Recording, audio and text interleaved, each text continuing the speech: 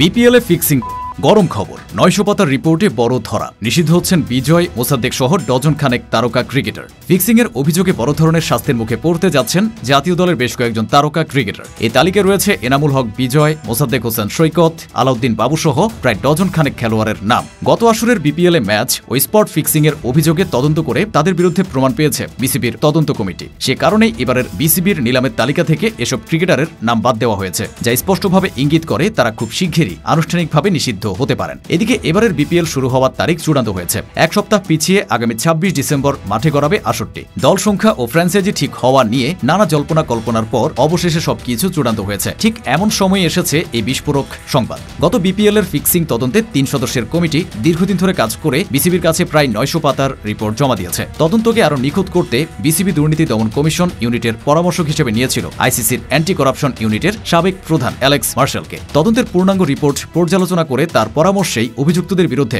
শাস্তিমূলক ব্যবস্থা নেওয়ার সিদ্ধান্ত এসেছে। নিলাম তালিকা থেকে বাদ পড়া মানেই তাদের বিরুদ্ধে যথেষ্ট প্রমাণ রয়েছে বলে বিসিবি নিশ্চিত হয়েছে। তবে শুধু এই ৮ বা ১০ ক্রিকেটারই নয়, তদন্ত সূত্রের দাবি ম্যাচ ফিক্সিং এর ন্যাক্কারজনক ঘটনায় জড়িত থাকা আরও ১ ডজন খেলোয়াড়কে শাস্তির আওতায় আনা হচ্ছে। এমনকি অভিযুক্তদের তালিকায় আছেন দলের ম্যানেজমেন্ট সদস্য এবং মিডিয়া ম্যানেজার হিসেবে দায়িত্ব পালন করা কর্মকর্তারাও। আইসিসির নীতি অনুযায়ী ফিক্সিং এর বিরুদ্ধে বিসিবি জিরো টলারেন্স মেনে চলছে। বোর্ডের উচ্চ পর্যায়ের সূত্র থেকে জানা যায়, বিপিএল এর আগে অ্যালেক্স মার্শাল কয়েকজন ক্রিকেটারের বিরুদ্ধে প্রমাণ হাতে পেয়েছেন, যাদের এবারের আসরে অংশগ্রহণ নিষিদ্ধ করার সুপারিশ তিনি বিসিবিতে জমা দেবেন। প্রায় ১ ডজনের বেশি ক্রিকেটারের বিরুদ্ধে ম্যাচ গড়াপেটার অভিযোগের সত্যতা তিনি নিশ্চিত করেছেন বলেও জানা গেছে। বিষয়টি আনুষ্ঠানিক হলে ধরে নেওয়া যায়, এইসব দুর্নীতিতে জড়িত ক্রিকেটাররা এবারের বিপিএল এ অংশ নিতে পারবেন না। ফিক্সিং এর এই ঘটনা শুধু ক্রিকেট অঙ্গনেই নয়, সমগ্র দেশের ক্রিকেট প্রেমীদের মাঝে তীব্র প্রতিক্রিয়া তৈরি করেছে। একসময় যাদের পারফরমেন্সে ভর করে জাতীয় দল ম্যাচে ম্যাচে জয় পেয়েছে, তাদেরই এমন কাণ্ডে জড়ানোই হতাশা প্রকাশ করছে সমর্থকরা। ক্রিকেট বিশ্লেষকদের মতে এমন ঘটনা শুধু খেলোয়াড়দের ক্যারিয়ারেই নয়, দেশের ক্রিকেটের ভাবমূর্তিতেও নেতিবাচক প্রভাব ফেলবে।